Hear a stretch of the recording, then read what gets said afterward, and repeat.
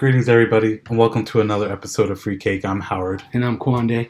And on today's episode, we're going to be talking about something that's a little bit closer to Utah and its culture, which is the LES culture, and kind of what their views are on African Americans, like past, present, and future, and seeing like we know what their history is with African Americans and kind of what their true belief is, and trying to just examine what has happened in the news and their history and just kind of and different experiences that we've had, just kind of figure out where they actually stand on like just their views of us. Mm-hmm.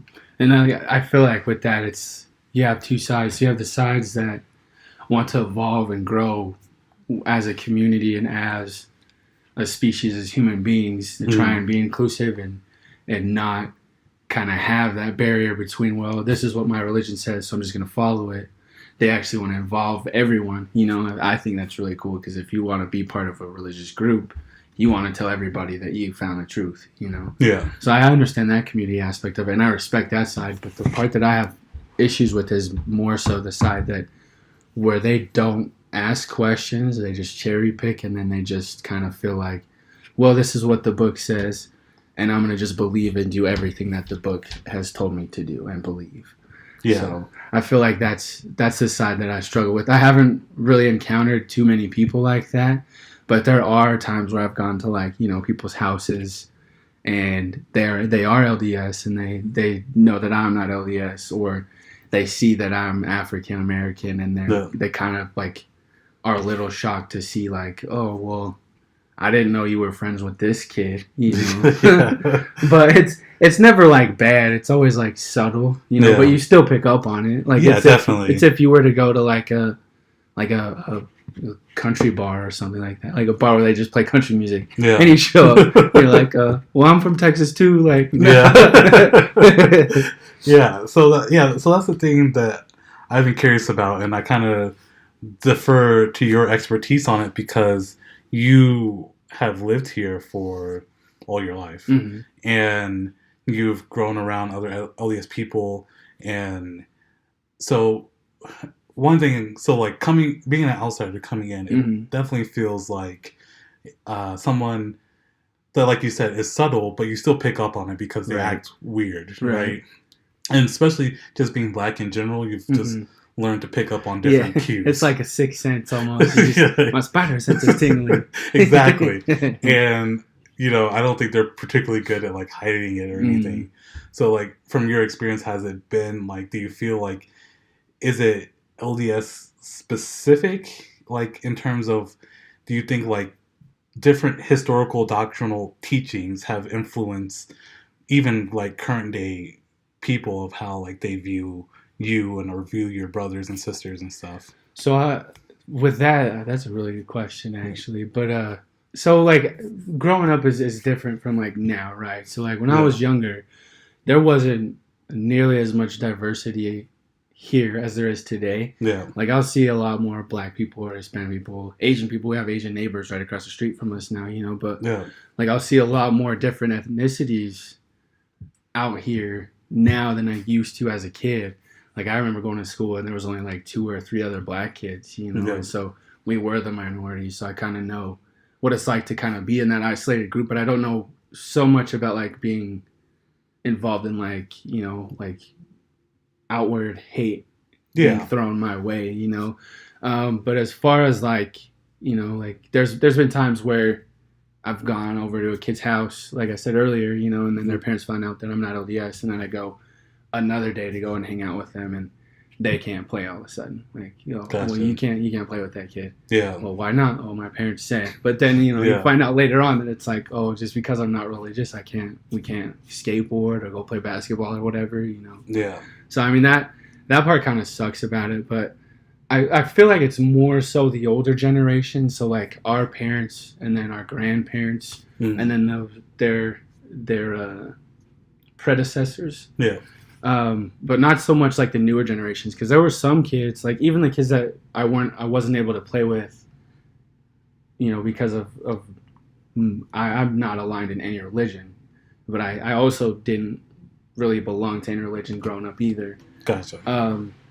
So like the fact that I didn't belong to their church, or they didn't see me in their ward or anything like that, it kind of hindered them when they were around their parents from hanging out with me or playing with me or whatever. But, you know, we'd go to school or whatever and we'd talk about, you know, tons of different things. We'd end up playing at recess, playing dodgeball and stuff. Yeah. Like, it wasn't ever, like, specifically like our generation pointing the finger at me. Gotcha. I feel like now, though, as we're grown up and there's certain people that still have followed that doctrine and wholeheartedly believe in it and, you know, kind of want to point the fingers to the non-believers and be like, I can't socialize with you. Yeah. There are still a few of them, but they're few and far between, you know, Gotcha. and I don't have a lot of people I hang out with because of that reason. So it kind of just depends, like, you know, how heavy of an emphasis it was for you growing up and whether or not you chose to follow it that strictly. Gotcha. Yeah, because I feel like, I don't know, like, I read, like, some of their doctrine, right? And I guess I should preface this with, like, I am Christian, and I believe in God and the Holy Trinity and all that. And, you know, but, so I understand, like, I'm not trying to, like, go on a tangent or bash him. No, and I feel like that's like the disclaimer for this episode. Like, Yeah. we're not dissing anybody's religion.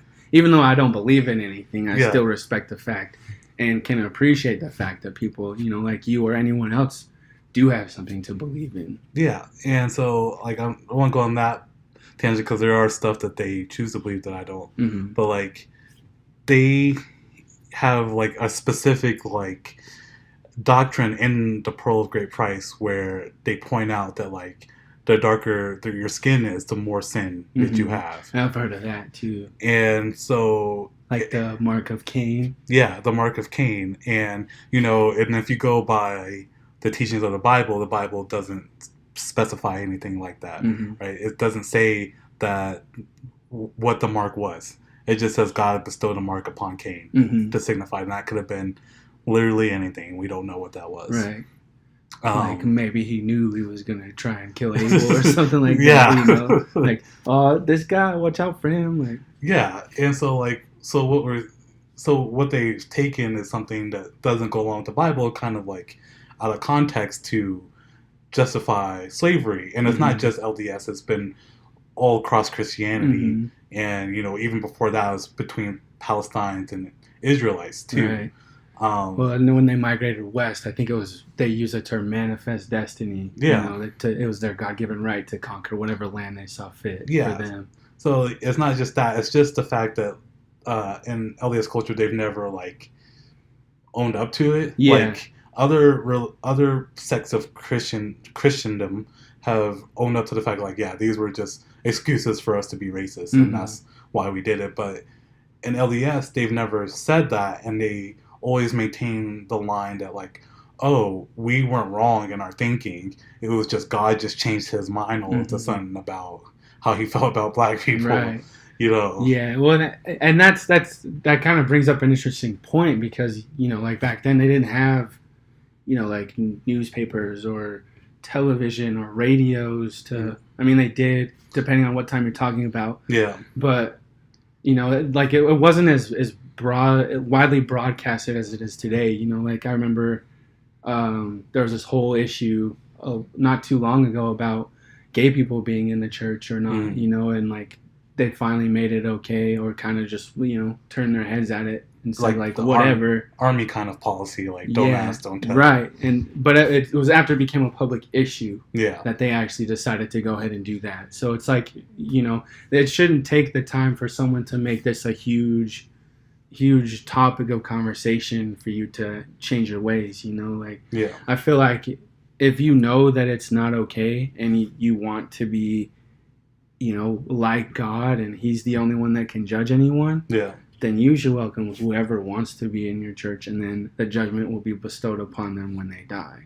Yeah, agreed. And so going on along those lines is that so if you take it in a more modern context, in 1978 is when they ended the priesthood ban for African-American men. And that ban started at what, like 1832? Yeah, 1852. 1852, right after Joseph Smith died, Brigham Young took over, and he instituted, like, and because he was like in charge of Utah as well, Right. he instituted slavery and a bunch of other ideals and started the priesthood ban. And so for that whole, couple hundred years, you weren't allowed to, or 100-something years or whatever it was, you weren't allowed to participate in like different church ordinances, right? So like you couldn't be sealed in the church and celestial marriage, and you couldn't be a priest or chain priesthood, and that is like something that like rubbed me the wrong way, because if you look at 1978 and what was happening, you had post civil rights, right? Civil rights movement, and then you had colleges and universities who would boycott BYU and not want to play them, and then also they were trying to expand efforts into other countries like Africa and South America, who has like a strong African connection. And you look at that and it's just like, well, why? Like, that's so recent, right? So like you're saying, like, it's not that long ago. Yeah, and so like you look at that and you say like their parents and grandparents, right, are the ones who maintain it. But I'm wondering, like, is that because like that makes sense, because that's when our parents and grandparents would have been, like our parents would have been like teenagers, right? And then our grandparents would have still been, young or whatever. So like, are they still, pushing that? Like, even though like I'm not part of LES, so I don't know what they're teaching, but like, is that something, since that was so recent, still pretty like heavily ingrained? Like, because you just gotta think like, people of that age who are, early 50s and on, are still like probably like bishops and pastors or whatever they have, right, in their wards. So like, is that something that still kind of be talked about and pushed to other younger generations? Well, and I feel like it just like, again, it kind of goes back to like who you talk to about it, know, because like I know that here the culture for the LDS Church is way different than if you were to go anywhere out of state. Yes, probably, that's what I've heard as well. Probably the closer you get to Utah, you see more similarities. But when you get out of state, it's a whole different thing. Like, I've met people who actually live in my mom's neighborhood who are from Florida, and they're LDS, and you can tell it's just a kind of like a completely different like persona that they try and put forward. Like, it's almost like it's the real them, for lack of a better term. And I'm not saying people who are LDS here don't present themselves in the right light or anything, or that they're not genuine, because they are. There's tons of people that are, but there's also tons of people who aren't religious, who put on a front. I digress with that. But it just depends on who you talk to, because there's some people who are just like, no, like, they'll tell their daughters to wear a shirt under their tank top, or they have to wear a one-piece swimsuit, which is fun. If I had a daughter, I'd have her wear a one-piece swimsuit anyway. You don't need to be showing anybody anything anyway. To go on a tangent, we were trying to find a swimsuit for Kara, and they're all like these sexy like two-piece swimsuits. They got like little like ruffles and stuff. And she's 8 months old. Like, I just want to put her in a one-piece bathing suit. Walmart. Yeah. Like, shit. How hard is it? Just give me something simple. We end up buying her like some shorts and a shirt anyway. Yeah, that is crazy, man. They need to come up with some better designs for kids. Yeah. But anyways. But it just depends on how heavily ingrained it is within those people. Like, because there's been kids like, for instance, I was in marching band. And I didn't grow up in marching band. I grew up skateboarding and playing the drums a little bit until high school. Then I really started playing the drums. So, I was never in a music class until high school. So you kind of think like, coming from a place where everyone's accepted, no matter what they look like, no matter how they talk, whatever music they listen to, whatever, you kind of have all like similar style, or you don't have like that sense of style developed yet. So you kind of like try and figure it out. But you're still like kind of on the line of like, okay, like, this is a regular dude. You know? But then you go into like a world where it's just like, hey, I'm going to just focus on music, my schooling, and, like, being a good person. But it's so heavily influenced that they don't know how to react to social situations, you know, or they don't know how to carry on a conversation, because that's the only 3 things that they know how to do. And then, they try and follow the straight and narrow path that their parents set on for them. And I have no problem with that. If that's how you want to raise your kids, go for it. But also give them the choice to kind of determine, is this right for me to keep following this type of lifestyle? You know, like, do I want to follow it so heavily? Like, I know kids who have been like disowned by their parents because they choose not to be in the religion like that, and I don't think that's okay. Like, you're still connected biologically, you know, and if you just disown that kid, like, everybody's gonna know that you just disowned that kid. You know, you go and see them every week on Sunday. You know, like, it's, I don't know, like, I don't think it's right, but I do feel like, you know, depending on who you talk to, you'll see the degrees of where it can go. Gotcha. Because, like, oh, you can speak to this if you felt this or not, but, like, since my time in being in Utah and, like, different places that I've worked at, like, I felt, and the majority of people being LDS, I've always felt like it's been a uphill battle in terms of recognition and, like, you know, being rewarded and, like, just, like, normal things, like, that I never thought, like, would be an issue. Like, in Texas, when I had a job there, it's just, like, I worked hard, and they're like, you do a good job. And, like, work hard. And, like, I was on I felt like on an even playing field with everybody else.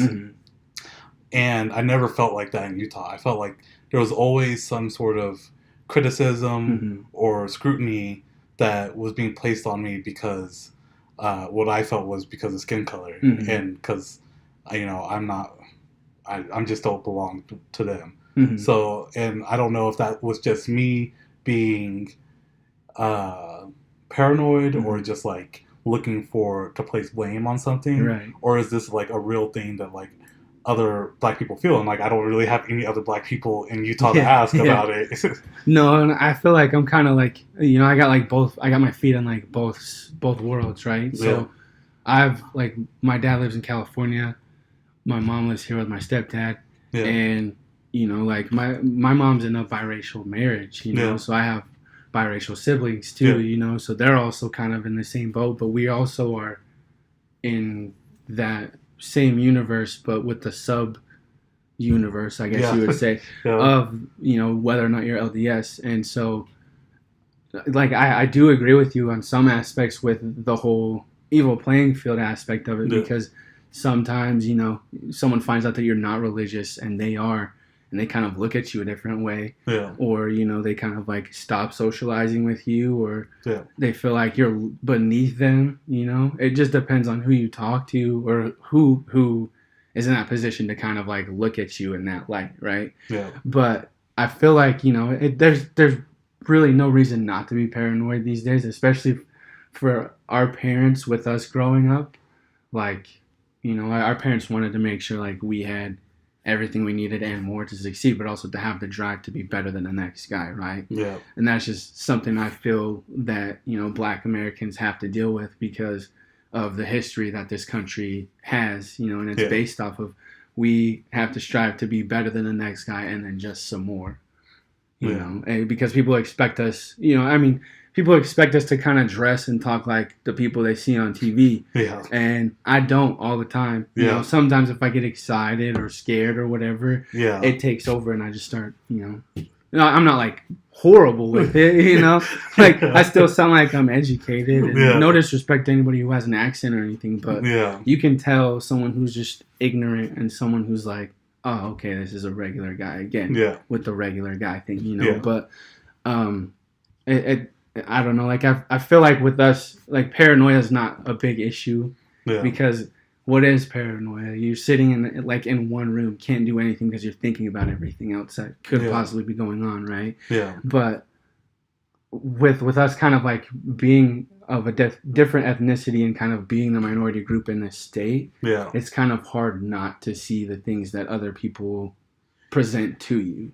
I kind of feel like it's an attack on two fronts. Kind of like what you're saying is, like, not being, like, in your case, not being religious, and I might as well not be religious because I'm not LDS, and, like, I feel like it's a thing about being Black, and then I feel like it's a sub context thing again with also not being LDS, and I feel, because I've talked to other people who aren't white and aren't LDS, or who are white, sorry, Mm-hmm. and are not LDS, and they've felt that same thing too with like, just not being LDS, you kind of just don't belong, Right. and so like so I feel like if they're getting that and they're also white, like we're just getting it twofold by being not white and not LDS. Well, look at like like back again to like the LGBTQ community. Like there was a time where they had no respect for any of them. And it's almost like if you kind of like looked a little bit different than what was a typical norm for like the LDS cookie cutter person. They'd like raise an eyebrow, or at least go up and kind of get to know you and try and talk to you. But you were still in the church. If you're outside of the church and you have something else that's different about you, people are gonna kind of scoff or like be scared or nervous about something that they don't understand. And instead of actually going forward, like I'm fortunate because the family that I have, and like extended, mixed, blended, whatever, like the family that I've been surrounded with has been exceptionally, I don't know what the word for it is, but like more than accepting, and like more than loving, and just extremely genuine. And like there's no one that I would trade my family for, because I've been so fortunate to have those people in my life. But there was a time when we first went over to like our first family party, where they're kind of like, I wonder who these guys are, but they didn't keep their distance. They wanted to know, they wanted to learn. And I think that's one of the aspects of, kind of discovery that people miss out on, who find it hard to separate their beliefs from real life, because anybody can believe, Neil deGrasse Tyson says anybody can believe whatever they want. But the fact is this, like you can believe whatever you want about any specific church, but the fact is I'm also a good person too, and you should get to know me. I agree. And like if their like theological doctrinal basis, which has changed I guess now, but like is that they don't want Black people to be still in churches or interracial marriages or anything like that, which is the old way of thinking, and they've since changed that. But it's just kind of like there's so much gaps in history, where like they had the 1978 priesthood ban, which was over, and then they kind of just held the position that they weren't wrong, and then in 2013 they released like an essay on race, and because some BYU professor was like talking down about Black people and how like they were too immature to have priesthood, and a priesthood was really not a good thing for them to have. And it's just I'm just curious, like I guess I should have had somebody from LDS like faith here, like a Black person, because I'm interested, like what does a Black person who is LDS think, like when they look at the history of all this and they look at like just their place in the church. Do they really feel like they belong there? When like they believe like, oh yeah, if we get sealed in a temple, we are going to achieve the celestial whatever. Or is it just like community and they just like being part of the community? Or is it just that they acknowledge that, or do the Black people acknowledge that the doctrines that they had in place were purely based on races, and they just kind of try to take the beliefs that they want and they still believe it? That's really a question, but I'm gonna pause it for a second to make sure we're still recording. So I do feel like the whole cherry picking aspect is a real thing, because you'll have people who, like, to me, I believe in like stories and fables and things to teach people lessons, right? So I believe that, no disrespect, because this is my belief. I do believe that, if it is a book to kind of lead your life by, or kind of an example for you to follow your life with, it's more or less a book of fables, right? So it's all these stories of people telling you, hey, this is what this guy did, or this person did, or whatever, and this is the result because of it. What did you learn from this? And it's a kind of like a club where you come and you talk about it and you share your experiences that illustrate what was written in the book. And I have no problem with that. I think that's really cool. You can get together and talk about something that's really near and dear to your heart and something that you truly believe, that's amazing. Yeah. You know, to be able to have that sense of community and everything. But when you have to question whether or not a certain group of people still feel the same way that this majority group feels, that's where I think it gets kind of hazy, you know, because like I wasn't raised in the church, but I have gone to like, you know, a couple I don't know what they're called, but you go like you go and you break off in groups. Like they have a group for the kids, and then the adults stay in like the main room or whatever. Yeah. The kids can watch like a movie that's based off of like the religion or whatever. Yeah. Like I've done a couple of those. I've sat and, you know, watched mission farewells. Yeah. You know, I've seen people bear their testimonies and everything, but I haven't ever seen, you know, a minority go into a church and like bear testimony or have a mission farewell. And it could be because I have a limited circle of people that I hang out with. Yeah. It could be, you know, that I'm in like the one area where there's not a whole lot of people of different ethnicities. But I haven't ever, you know, had the chance like you to ask anyone who has grown up with the LDS faith and, you know, feels 100% for it or some percent, you know, not for it or anything like that. So it's tough for me to speak on it, you know, just because I haven't been in that. But, you know, I've had relatives and stuff ask me, you know, why, you know, would you want to join the church, or you should come to church with us, or, you know, check it out. It could be something that you enjoy. Yeah. And I've taken a few people up on that offer, and it's, you know, it's cool. But I mean, it's not like a Baptist church where you go and sing. Like, it's not exciting, you know.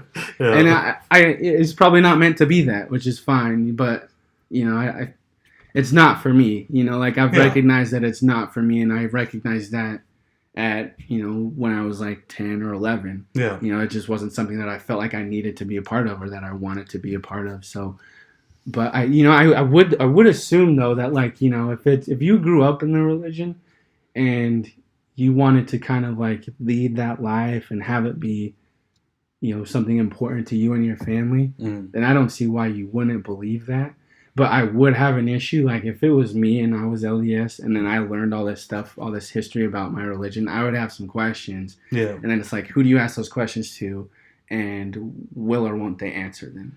Yeah, that's the thing too. Like, I'm curious about is like, if I were LDS and I learned this history, and, you know, what difference would that make? Like, if I could go to a bishop and I asked them about this or challenge them about this, will I get like an honest answer? Right. Or would I feel to be an honest answer? Or will it just be, oh, you know, or will it just be a party line, like God changed his mind and, you know, this is the way it was and like we are right in that thinking, and now this is the way it is, and because God's purpose for Black people have changed.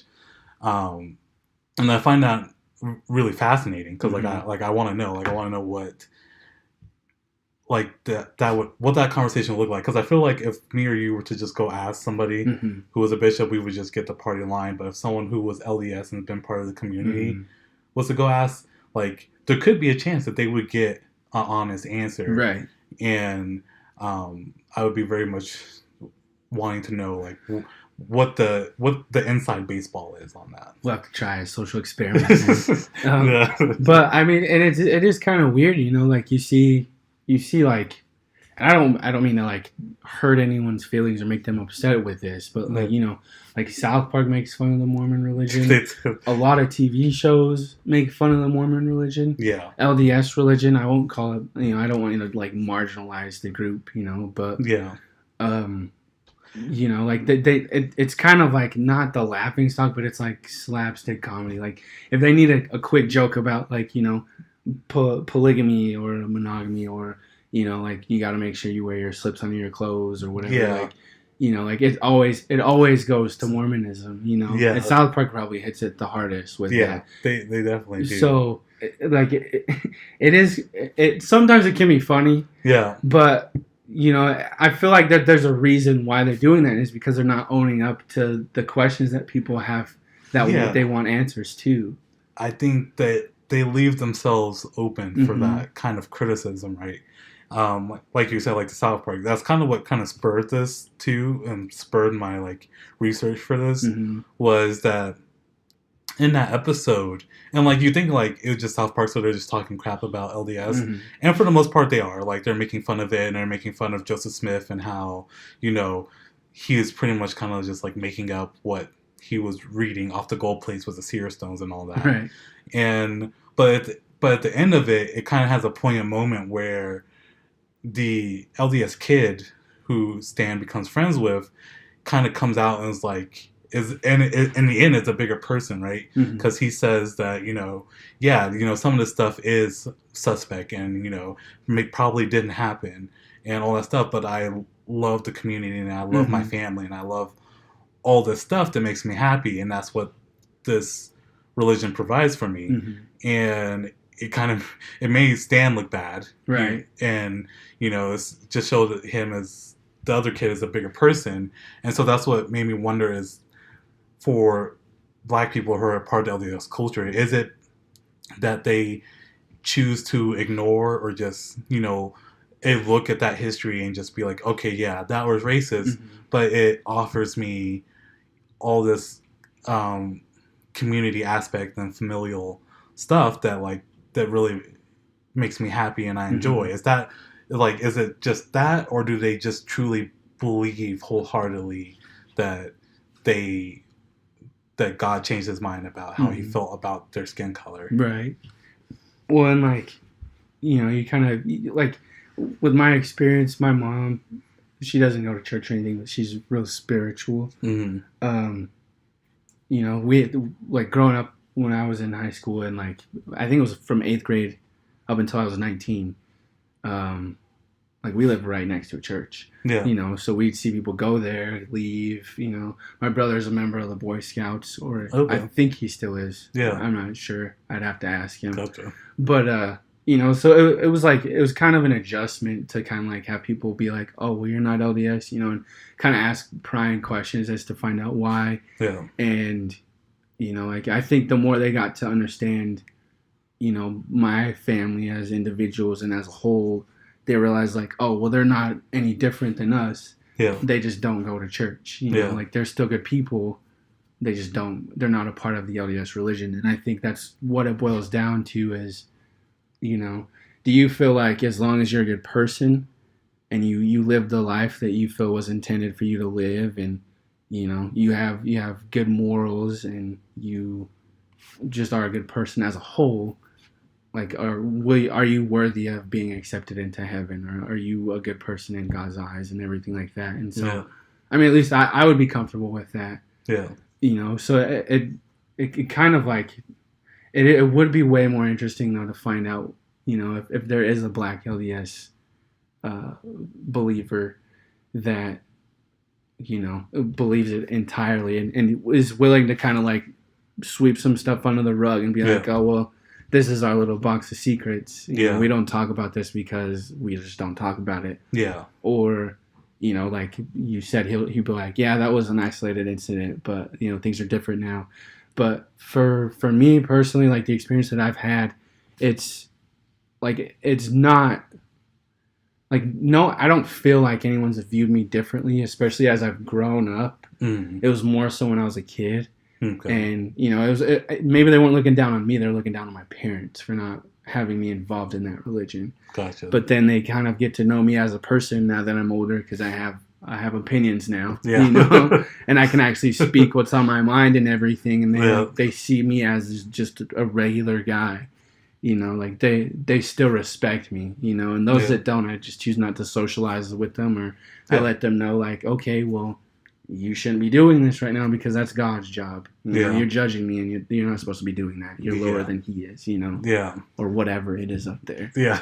But yeah, so I don't know, man. It would be interesting to see somebody come in and just tell us, kind of school us on it. Yes. Have you ever talked to any missionaries?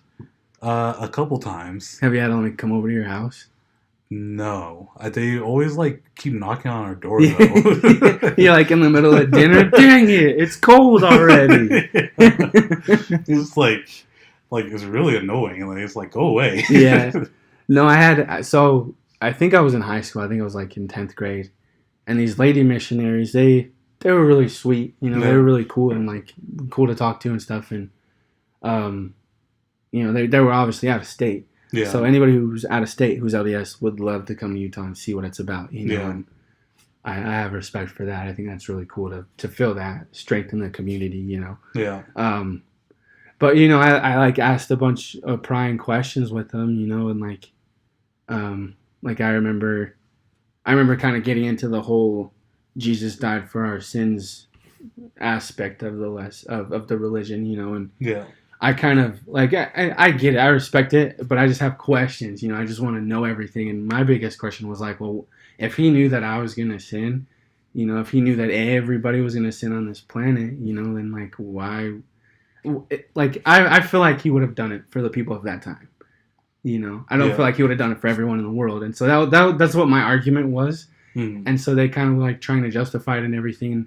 I don't want anyone to think like this is what deterred my faith, because I had zero at this point. Like it was way long ago that I'd fallen off the train. You know? Like I didn't care. I was just curious. You know, I wanted to learn about it. And so they kind of just gave me like an indirect answer, like a dodge of the question. Yeah. And so like that kind of just makes me like, do all of you guys feel this way about it, or do you like, are there some of you that like have the real answer, or you know, like, and they're young, they want to try and like follow in the footsteps that are, you know, said that are meant for them, and I have no problem with that. I was young too, and just kind of like tell me everything, you know. But so to go off on a tangent about that a little bit, like I'm very much like you. Mm-hmm. Like I need to know a lot of the answers, and like in the past I've had a lot of problems with going to church and attending different churches and just kind of like accepting stuff, because I feel like there's like a sheep mentality. Yeah.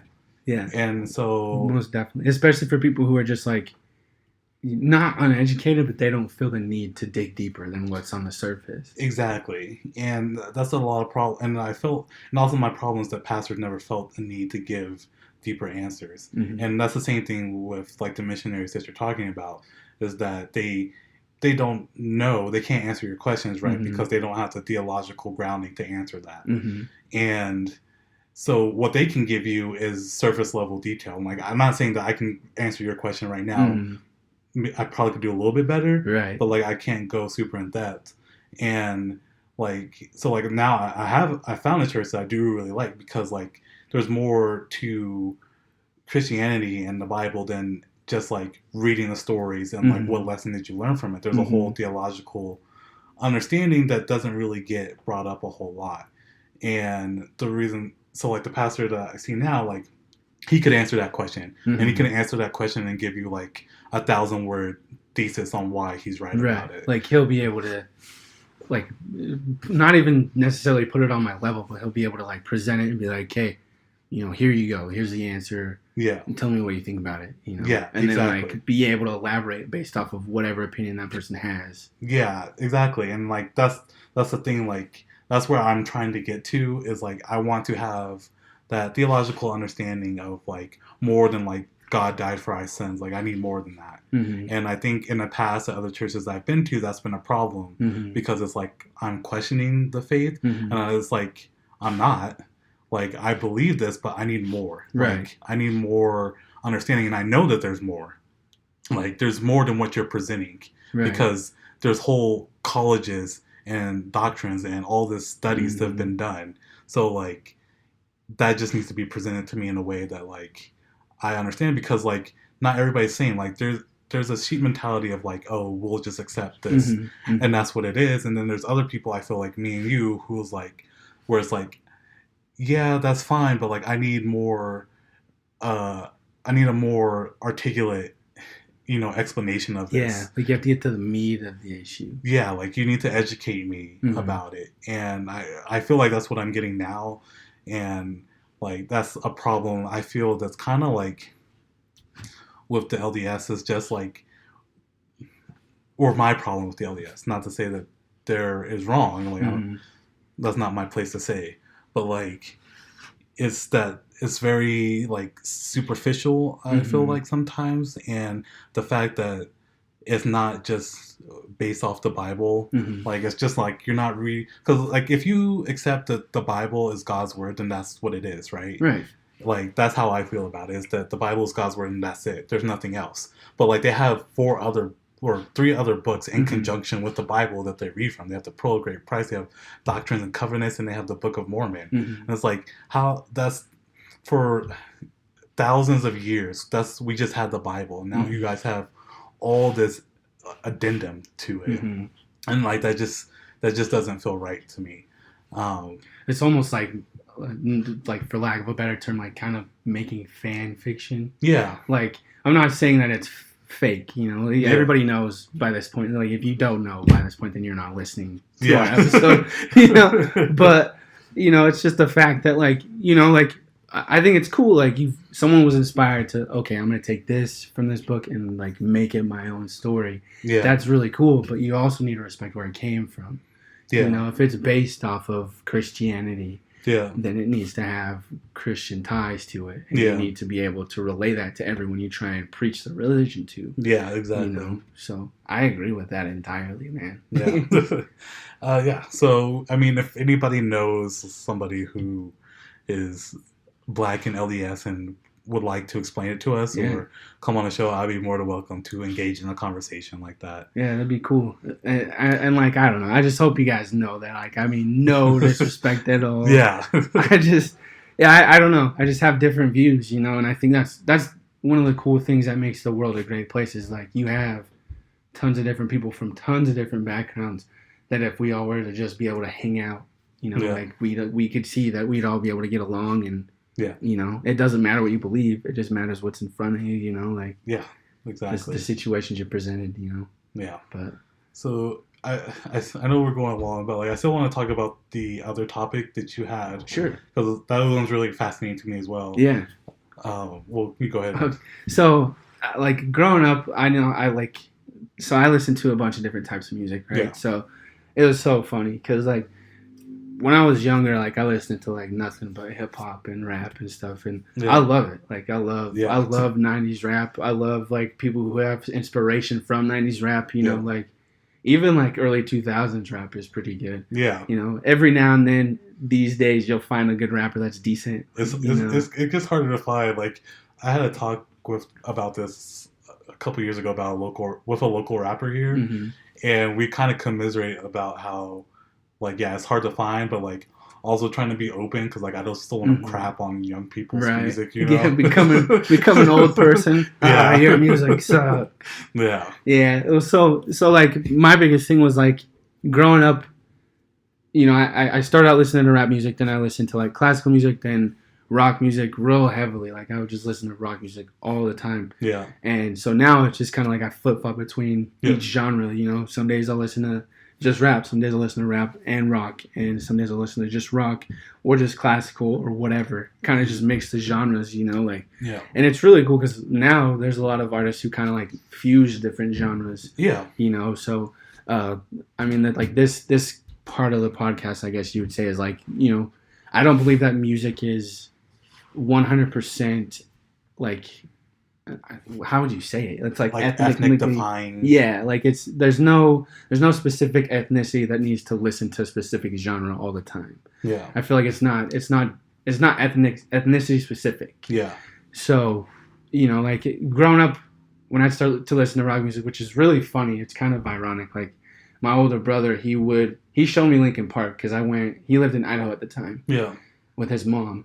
And I went out to visit him when I was 9, and I stayed for a few days. Yeah. And he showed me Linkin Park, and I was like, "Oh, these guys are pretty cool," you know. So ever since then, it's just kind of like I just fell into it, you know. And then my stepdad, he listens to rap and rock, so it's like, you know, I'll listen to everything, you know. So the one music I can't stand though is country. I don't like country music, and I'm sorry for everybody who does like it. But I can't. I'd rather drink bleach, but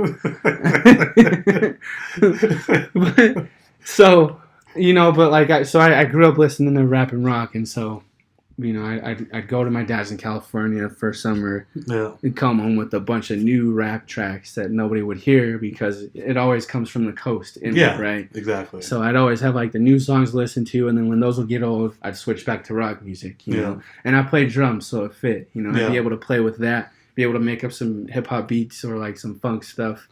I wasn't ever like super good at funk because funk and jazz are really difficult styles to play, but. There was like a time period, and it's every now and then now because I don't choose to socialize with a lot of people that I grew up with, you know. But I remember going to high school or even middle school, you know, and like listening to Slipknot. Like that's my favorite hard rock band. Like my favorite metal band is Slipknot. Like that's it. You know, like that's the defining one for me. Like people say like this band got me through high school. Like this band still gets me through life. So, but you know, you have a heavy band like that, and then a kid like me. You know, I never cut my hair longer than like a 1 or 1.5. You know, or like get it faded. You know, I'd wear like studded belts and like skate shoes, and you know, I'd have like wristbands. You know, and like just graphic tees or whatever. So like you could tell I skated. You could tell like, you know, I might listen to rap music. But you definitely knew I listened to rock music. You know? And so, you know, I'd go through school, you know, and like I'd make friends with people and they'd be like, yo, so what music do you like to listen to? And I'd tell them.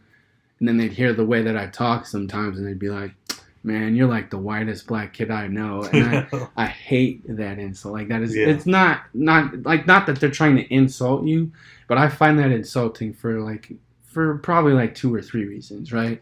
There's a multitude of reasons. Yeah, because one, it's like you have no idea what it is to be black other than what you've seen on TV. And 2, just because I listen to something or I dress a certain way or I like to do a certain activity, that doesn't mean that I'm white. Like, you know, like, I mean, like that person who's telling me probably isn't even white. They're just a lighter shade of brown. Right? You know, so, and what is being white anyway? You know, like what is being black even? You know, like I get it. Like you have like the idea of what it is to be black because you see it on TV or you see it on cartoons like the Boondocks or whatever. You know, or you have relatives that are just like loud and crazy, or some people are just straight ignorant, right? Or ignorant, as you would say. But like that doesn't mean that it defines the whole race as a group, you know. Like it was irritating hearing that growing up. So much like you, I listened to a lot of different stuff, and like I started listening to rap, and like as a kid, and, like that's probably my favorite genre, and that's one I listened to a lot. And then, but like in high school, I started listening to a lot of rock or kind of like pop rock, and like I started getting really into the Killers. Killers are good, and like my sister loves the Killers right now. The Killers, like, is one, like Sam's Town is just one of my favorite albums ever. I just love the 80s vibe of that album. And so I listened to a lot of them. I listened to a lot of like My Chemical Romance. I listened to a lot of Linkin Park, also one of my favorites. So, like, you know, those are 2 of my favorite albums that they release. And I also like went through the same thing of like people being like, "Oh, you're so white," and like blah blah blah. But mine probably is more of like a flip side to yours, is that mostly heard that from black people. Right. Like I didn't really hear it so much from like white people or any of my white friends. Like I heard it from like, you know, like people, like white people that I kind of knew, like every once in a while, because they thought they were being funny or whatever. But like, yeah, it mostly just came from black people because I was listening to a genre of music that wasn't like at the time like known for being like black people. And then I started going older with it, and I started listening to Rage Against the Machine. And they were really good. I feel like they were ahead of their time. Oh, they were way ahead of their time. Like I think like we wouldn't have Linkin Park without Rage Against the Machine. And then I started listening to Radiohead, and I started listening to like Styx and Led Zeppelin and Rolling Stones and all that. And I was like, and I found this whole other like decades of music that I was like that I really loved. I'm like, oh man, this is really awesome. I like this just as much as I like rap, and I have so much more of it to listen to. And it's just like it became a thing of where like it wasn't even from like my own family. Like my mom heard me like listening to the Killers one time, and she's like, "Why are you listening to white people music?" And I was like, I don't know. Like it's not. I don't really see it as white people music. Like it was just music that I enjoyed, you know. And it's just like you said, like what about that makes it white or black, right? Is it because of the like? I mean, I can kind of see it with rap because it was born out of like, you know, the inner city and like struggles that they were going through, and then just that what was niche and like was only to them became mainstream, and then that form of music came adopted by other people who didn't live that lifestyle. Like I will never get mad at Lil Dicky for being a rapper. No. Like I like Lil Dicky. Like he's funny and I like his rap style. Yeah. But like, you know, so I don't feel like it belongs to any one person. Right. Or any one group, just like rock doesn't like belong to anybody either. Or country music. Like you have someone like Darius Rucker who is black and he sings country music. That guy has a deep voice too. Yeah. His voice is way deep. Yeah. And so it's like I just feel like whatever is pleasing to your ear holes is what you like. Yeah, like whatever Jim Carrey says it best. He does a stand up and he's like, you know, whatever makes someone feel like they want to move their body all crazy, like I respect that, you know, and you know, going back to like, you know, okay, so you have, you know, the 80s where like a lot of our parents grew up in, you know, late 70s, early 80s, or you know, the whole decade of the 80s. Yeah. And you know, like everybody I feel like everybody kind of listened to everything until, you know, hip hop broke through. And then like the minority group, black people, African-Ameicans, they had a voice that kind of represented the injustices or like the things that they saw in their everyday life. Yeah. You know, so how could you not relate to that? Yeah. You know, but also on the flip side, like for kids like us growing up, you know, we have to deal with not way more than they did.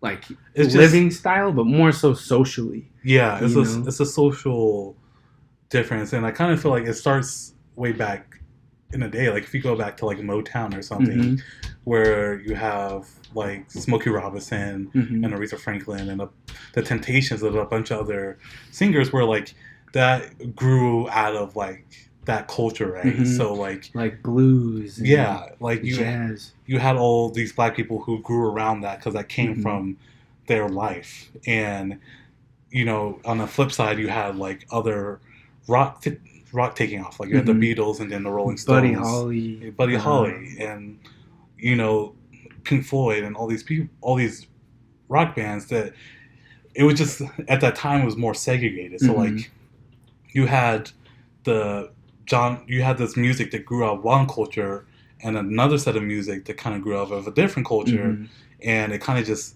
more or less stayed that way and perpetuated. And I feel like with us, like after the 80s or after the 90s, really, like that's where you start seeing like the melding of like, hey, like it's just not for everybody. Like you have Linkin Park who's rapping, and you have Rage Against the Machine who's rapping, but they're also doing rock. And you have Eminem who's coming out and rapping and doesn't suck at it. Like, he's really good. He was great. And the crazy thing about him, man, I was watching a couple interviews. Like, I know there's this like little mini series on HBO that I didn't get to see. I've seen like clips of it. Yeah. But it talks about like him, Jimmy Iovine, Eminem, 50 Cent, and I think a couple other people. But even before that, so like I remember when Straight Outta Compton was getting ready to come out, I had to catch Mac up on like the history of it. You know? Yeah. So I was teaching her stuff, but we were both learning stuff at the same time. You know, so we were watching like interviews, you know, reading stuff. Yeah. And one of the interviews that stuck out to me was after Dr. Dre had made Aftermath, and it's like an interview either like when he's making the 2001 album or he just got done with it. Yeah. And he's talking about, you know, like, you know, the crazy thing is like I learned how to produce and do all this stuff on my own, but I didn't do that just from listening to like one type of music. Like I listen to everything. I listen to rap, country, heavy metal, like electronic music. He listens to everything. Yeah. And so like if I had like I wish I would have known that growing up, because I would have been like, like that would have been my rebuttal to people who like, okay, what do you think Dr. Dre's white? Because he listens to this too, like. But think of like the greatness that came from that. He has this whole like enterprise behind him, because he's not tied himself down to like one specific genre or like one specific mindset of what it means to be in music or in a specific genre of music. Like Eminem is my favorite rapper. Like he will always be my favorite rapper, because look at his story, dude. Yeah. Like he is a minority. He grew up being a minority. Yeah. And he came from like the worst part of Detroit and lived in a trailer and made it through the ranks. Most of his success might have been because he was white. Yeah. But I feel like all of his success is because he could rhyme.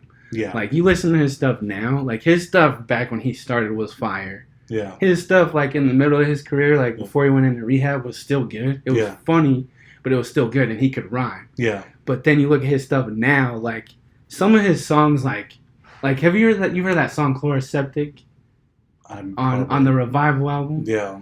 Okay, like, he's just a rhyme master. Well, like you got Rap God, you got like this song with Tech Nine where he's just flying up the handle, dude. Well, that's one of the things. It's like my wife and I were talking about Eminem. It's like I feel like he's almost like transcended, in a weird way, transcended rap, but it's gone backwards. Yeah, like it's so much of like not even just being a rapper, but like now just being a poet. Yeah, like that's. Like, he's just 100%. It's just taking poetry and just trying to match it to a beat. Yeah. Like, it's not even like... And I don't even think he's doing that sometimes, because I feel like he's not even on beat sometimes. Yeah. He's just like... He's just going. Like, you're right. He's just like not concerned about anything else. Well, and like the crazy thing... I mean, this is kind of like a tangent about Eminem for a second. But, the fact that like he'll write all over the page, all over it. Like, you see Nate Mile, he writes all over it. Yeah. And he'll just... pick whatever he wants to fit in into a song and do like one or two takes, Yeah.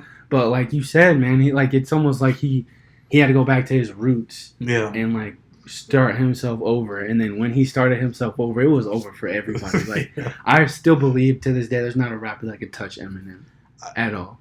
I don't think. I mean, I think if you go old school, like maybe like KRS-One or somebody like that, but like it has to be somebody really like technically inclined. Yeah. Like he is, to me, he is, if not the best, like one of the best technically, like one of the most technical rappers there is. Like I don't think anybody can beat him, and then he has the lyrics to match. Right. Like it's just, yeah, it's crazy. And like you look at that and like that was born of something that he loved. Like he didn't look at it. I mean, he looked at it and saw like, okay, this belongs to black people, and I have a really hard time trying to do this. Well, I bet he went to like clubs to go MC, and he just got roasted. Yeah, and then he'd get on the mic, and everybody leave like, yeah, like they were like nobody can touch him. Yeah, like skill is skill. Yeah.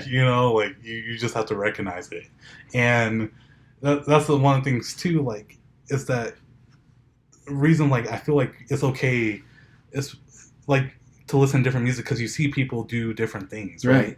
Like, and I don't think we'd be in such a place if we didn't have like I think it started in the 80s where like we wouldn't have that without Michael Jackson.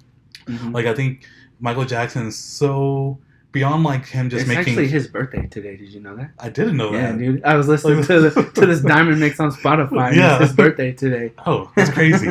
Like I don't think we would have this amount of crossover with like the generation before us and us and going forward, and without him, because he is so instrumental to music history outside of just being like a good musician and entertainer, is that he did what like other not rappers but like other entertainers couldn't. Like if you look at like Lil Richie or Chuck Berry or somebody who like had the sound and like they had things that like white people would go on later to take and incorporate into their like rock and roll sound.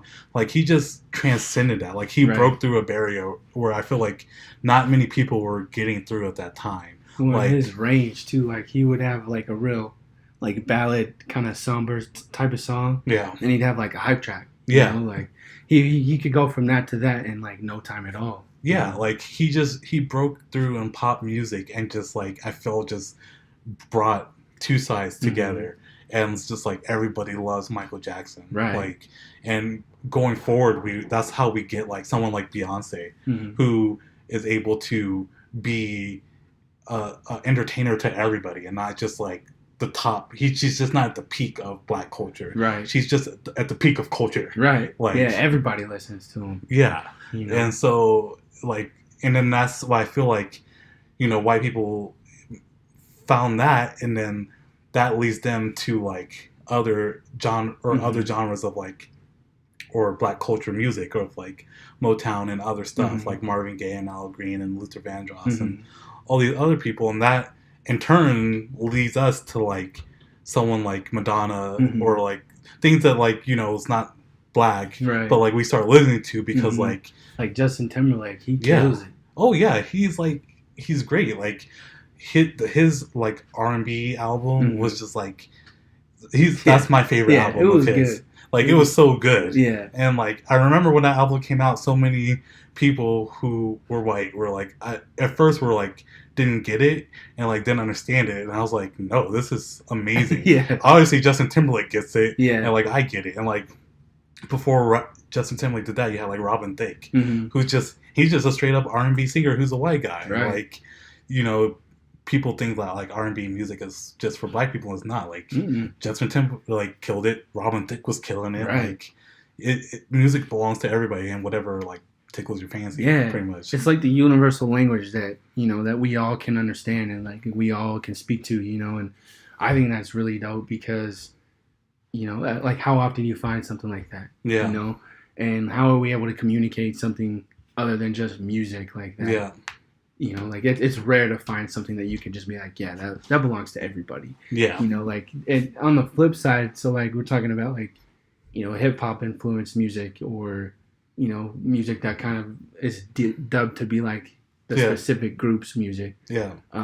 There's actually a heavy metal band. There's a couple heavy metal bands with black people as frontmen, or like people who play the instruments in it. But one of the ones that I was really shocked by was this band called Oshino. And they're this like deathcore band, and they have a black guy as their frontman, dude. Yeah. And he like, you know, you can kind of tell like, I don't know if you like, you probably have this instinct too, but when you hear somebody talking, you be like, that's a black guy. Usually, yeah. Yeah.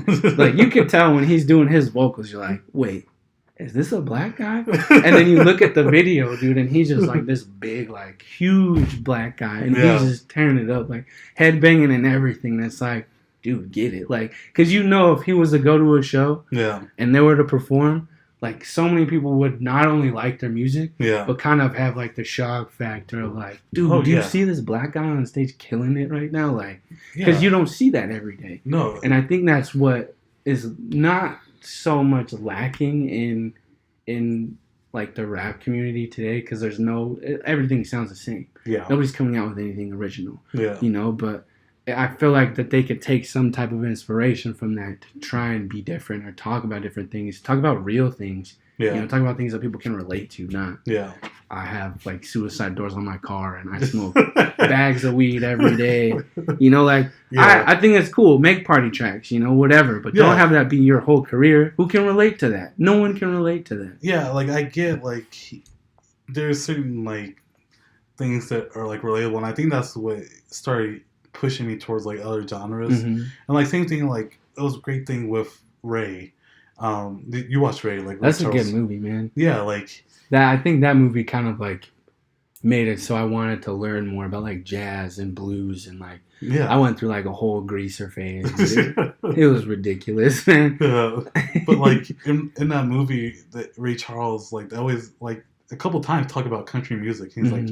It's like, I like country music because I like the stories and like how that influenced his music. And it's just like you learn different things from listening to different genres of music, because it broadens your horizon. Like I feel like I moved into different genres because like rap was just talking about at that time period. Like I only felt like it was the same stuff over and over again. Like I like Ludacris and I like you know 50 Cent, other people that were out at that time, but I felt like it was just more of the same. And then I listened to Linkin Park, and I was just like, oh, this is more relatable. Like I feel more in tune with this right now. Or I listened to like Johnny Cash, and I was like, oh wow, I really feel what he's feeling right now. This is relatable to me, and like it helped me discover like just completely different genres, because like, oh, this person is singing about something that I relate to, and not just because it's deemed something that I'm supposed to listen to. Right. And I like, and it's almost like I never rebelled. You know, I was like, I'm not listening to that because everybody listens to that. You know, I never felt that way. But like you said, man, like even rap, like hip hop started out as like telling stories. You know, like what's his name? Is that Heavy D? Yeah, Heavy D. Where he's like, it's like a jungle sometimes. Or is that someone else? It's like a jungle sometimes. It makes me wonder how I keep from going. I don't think that's somebody else. I think that's somebody else. That's like Cool Mo D. Yeah, I think that's who it is. Yeah, you know, like he's talking about like things that's happening in his neighborhood, illustrating it for you. You got people like Tupac, who's way poetic and can paint a picture for you. Yeah, you have people like Nas, who could do the same thing but on a whole different level. You know, like. So I feel like it started out like that with rap music. It's still like that with a few artists. Yeah. And they're like true to the craft. But then you have, you know, a bunch of new artists that are coming out, and it's just like the same thing. Yeah. You know, like I think Snoop even was dogging on people one time, and he was saying, you know, everybody here has the same style right now. Yeah. We used to make fun of everybody who tried to buy somebody else's style, but everybody's cool with it right now. Yeah, everybody, that's fine. And like I agree, like if you look at older rap, it was like Ice Cube, like Good Day. It's like just one of the best songs ever, just because like it's just about him and how like he lives in South Central and he just had a good day. Yeah. Like shit didn't go wrong. Yeah. Like, it was just a perfect day for him. Yeah. Yeah. And like other rappers like Slick Rick and like who just tell stories and like one of my favorite, like maybe my favorite rap song is Suicidal Thoughts by Notorious B.I.G. Yeah. Because that's just like a really visceral, vulnerable song that he released. And it's a heavy track too. Like you listen to it and you're like, oh man, you must be really going through something. Like, 100%. Like you feel like he's like, oh man, you really did some foul stuff. Yeah. And you really feel the guilt from that foul stuff. Yeah. And like it's just like I just related so much, like when I like going through like a depressed phase, like I put that song on, I just feel like someone like Notorious B.I.G. like also felt like the way I feel. And like no one really does that anymore, right? It's just about, you know, how much money do you have? Right. How many chains do you have? How many cars do you have? Right. Do you get on Snapchat? Yeah. You know, like do you get on Snapchat? Like it's just like all the same stuff, and like there are certain like rappers who aren't doing that, like Logic or J. Cole or Childish Gambino, where like they're just being relatable and they're just talking about their lives and what's going on and what is you know just normal stuff. Yeah, like showing you that they're human too. You know, and I think that's one thing that drew me to like metal music is because they're they put.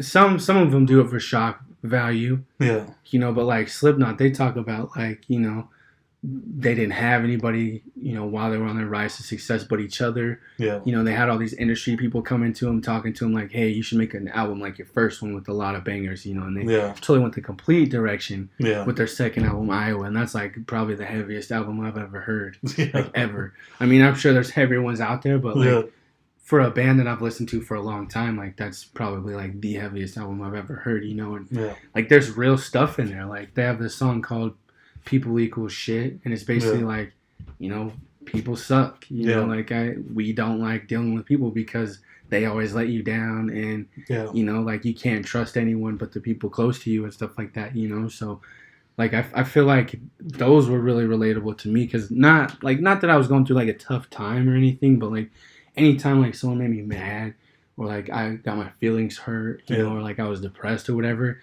you could turn that music on and they'd say exactly how you feel. Yeah. And then like just to know, like you said, that someone else of like, a higher social status or who's in a different place than you, who should be happy with where they're at, still feels the same way that you feel. Yeah. It just makes you like, it almost like like humbles you and calms you down at the same time, you know. And I feel like it's good to have that as an outlet. Like if I just had rap music to listen to, I probably wouldn't have that type of experience, you know. And I, you know, there are songs that are like, you know, that get you and like, you know, you can feel in your soul and everything. But no, for me, it's like nothing like with metal. It's like two different worlds, you know. Yeah. But then you also have songs where, you know, they combine the efforts of the two. Like one of the cool examples that I like is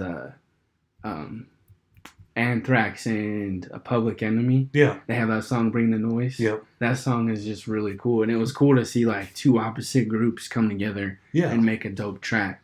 Well, yeah, 100%. Just like when Run DMC and Aerosmith, you know, like they collaborate on stuff, and it was cool to see that. And it's just like I listen to like some metal bands or like hardcore bands, and it's just like I love A Mice and Men. Like that might be my favorite. They're really good hardcore band, and it's just like they just sing about stuff that's relatable. But like I also like other like Bring Me the Horizon. Like Sempiternal was just like one of those albums that just hit me in the right place, right time. Right. Like, it was just, they were just talking about stuff that I was like, I like, or like, just that made sense to me at the time. And it's just like, you don't get, like, there's just things that just hit you in the right way. And it doesn't matter where it comes from. Even like I love movie scores. Yeah, like, I listen to movies.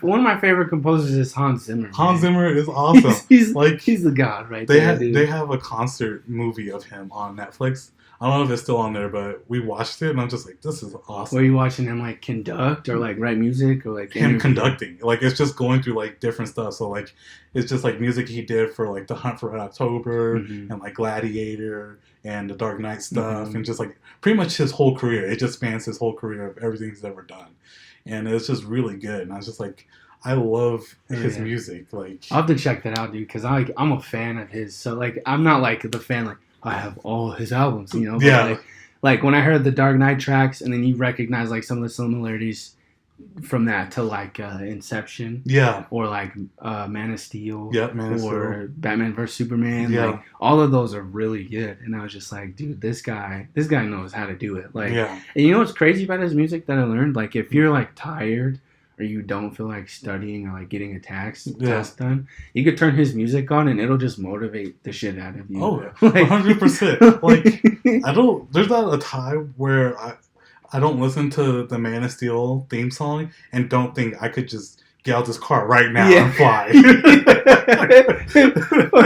So when The Dark Knight Rises came out, I think I was fresh out of high school, right? Yeah. And so like I would occasionally work out. Yeah. But like every time I'd get tired, I'd put on the song where Bane makes his first appearance.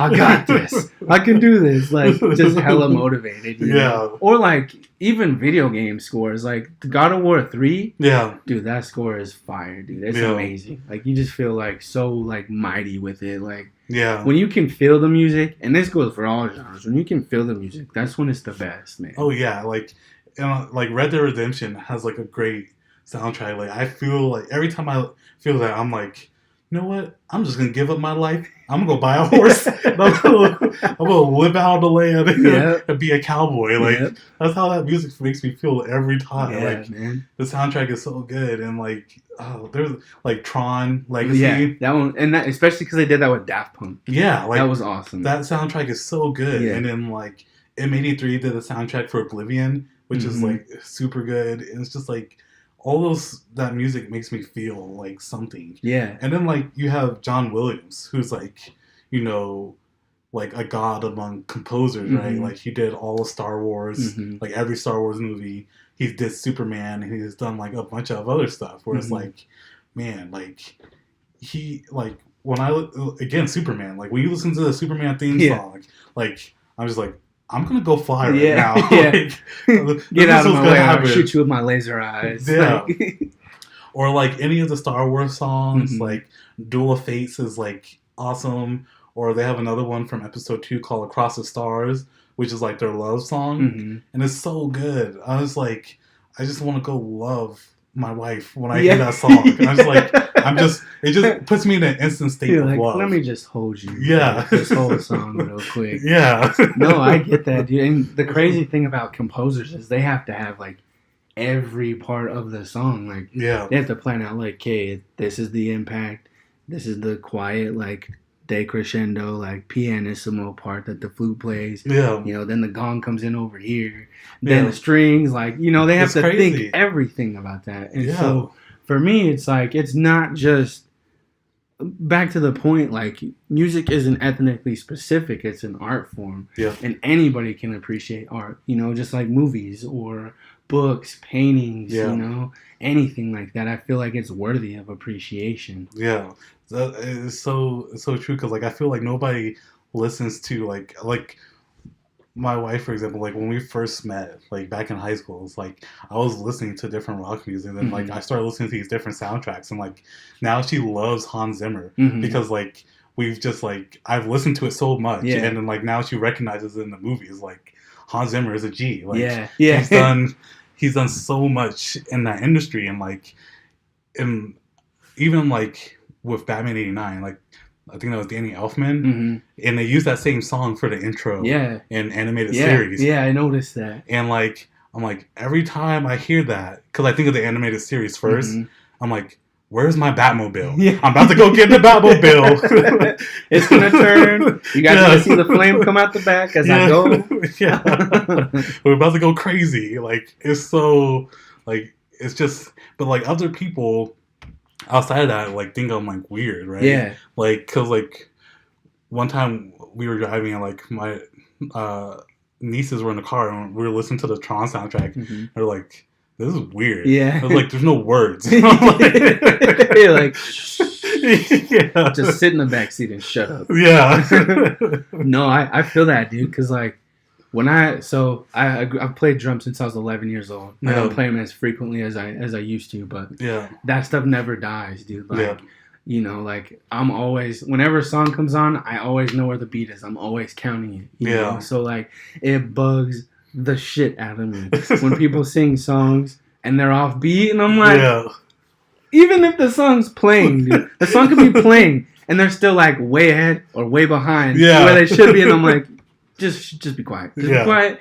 Or, like, I'll listen to, like, the music, you know, like rock, rap, classical, whatever, and you'll notice, like, the kind of, like, little nuances that go on within the song, and I'll be like, oh, shoot, do you hear that part? You know, and, like, I'll have to point it out to people, and I'm like, it's not the same for them. Like, they don't appreciate it as much, you know, but if they had the knowledge or they felt the same way as you or I did, then their heads would probably blow off, though. Yeah, it's the same thing with other stuff, like when you, like, watch, like a dunk contest or something, and, like, some other people who don't have, like, a knowledge of basketball, it's like, like, a dunk looks simple, but you're over like, how did he do that? Because like, you know, the complexity of what that, how that had to happen. Like, it looks simple. Like, when you see Jordan flip his hand to flip the ball from one hand to others, like, that looks simple, but that shit's hard as hell. Yeah, that's some serious hand-eye coordination. And you got to be able to jump. That's 10 feet. Yeah, like,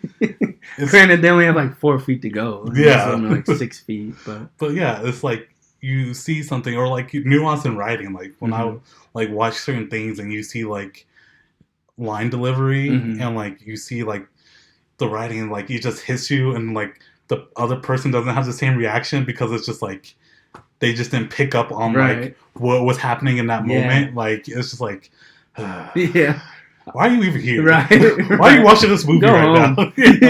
I'll be the same way. So, like, skateboarding too, dude. Like Mac appreciates it more now because she knows how hard it is. Like, she broke her wrist. Oh, man, when she was skateboarding. She hit a rock, dude. Pebbles are deadly, dude. They are. But, you know, so, like, you see people just do it. You know, you see those games, you see Street League, whatever. You see them just throw the board with their feet. Yeah. People are like, oh, yeah, that's cool, whatever. I'm like, do you even know how hard that is? Like, I've practiced for 12 days straight, and I still can't do that trick. I didn't do any other trick but that one, and I still can't do it. But it's like, music is so complex, and, like, I feel like it's a shame not to appreciate something just because you feel like it belongs to a certain race or group of people. Like, it doesn't just like, love what you love. Like, and even if you don't like it, I mean, at least, or if you don't know that you don't like it, give it a shot. See if it's for you, you know. But that doesn't mean you have to walk away being like the biggest fan or anything. You just exactly. It is what it is. And I feel like if people like growing up for like me and you, if like had just broadened their horizons, because like you said, people only saw what was on TV, right? Mm-hmm. And I think that for me that goes both ways, like for white people and black people. So like it was like if you weren't acting like 50 Cent, then like that wasn't being black, right? And so like I just felt like I got it from both areas, where it's like black people telling you not black, white people were like you're not black, and it's like, what does that mean? Like, what does that mean to be black? Like, right? I can tell you about Harriet Tubman. Yeah. And can you tell me? Yeah. Because most people can't. Most people have no idea. Well, yeah, like I can tell you about Frederick Douglass. Yeah. Like if we want to I'm gonna grow my hair out like his. That'd actually be pretty cool. like it's like, so like if you want to get into it, like we can get into it. Like what does that mean being black? Like, yeah. So it's just like. Yeah. I identify with that 100%, man. Like, especially like, so you know Odd Future? Yeah. Yeah. So like Earl Sweatshirt on his song Chum, he says a line where he's like, "I'm too white for the black kids and too white for the blacks." Yeah. And I was like, dude, that line hits so hard because like my family, they don't see me as anything but me. They know who I am in and out, you know. But you go to see like one of your friends or someone else, and it's a totally different story. They're just like, "Who are you?" Yeah, exactly. Like, and you have no idea where you fit in. Yeah. You know, but at the same time, I'm glad I wasn't pigeonholed into some specific stereotype or, you know, kind of cast into one specific genre. Like, because, you know, then I wouldn't have the knowledge of music that I have now. You know, I wouldn't have the appreciation for it either. Yeah, exactly. And I feel like that's another topic we could do one day. It's just like, because, like, I agree. Like, I wouldn't have the knowledge of movies or writing or a lot of different things if I had not gone through that, like, experience of, like... Because, like, even, like, Childish Gambino has, like, a similar line where he's like, they got me feeling like I'm not black enough to go in barbershops. And I was like, I feel like that. They just look at you like... you can walk past. Could you imagine that? You just walk past, they're all talking like, oh, man, I need to shape up, tape up. Yeah. You go in, they just sign. Stop talking. They even like, stop cutting. Just like, yeah, it's the same thing, and it's like, yeah, I just felt like it started with like music in the forefront. Like, it could be a whole nother show of like all the things that like I felt like all the transgressed upon me because like I was not black enough for everybody. Yeah, that'd be a good episode, man. Yeah, I'll have to put that in like on a note or something. Yeah. So that does it for this episode of Free Cake. You can follow us on Twitter and Facebook. The podcast is on like Google Play, Apple Podcasts, Stitcher, and SoundCloud. So go check it out. Also be on our website, freecakecast.wordpress.com. You can also check out our Patreon. So if you want to help support us and like, so we can get like video elements to this. Yeah, they have been working lately. Sorry about that. Yeah. But yeah, if we could get that going and like upgrade the audio and all that stuff, like you can help support us on patreon.com/freecake. And yeah. Yeah, man. So we'll see you guys next week. Yeah. We'll see you guys later.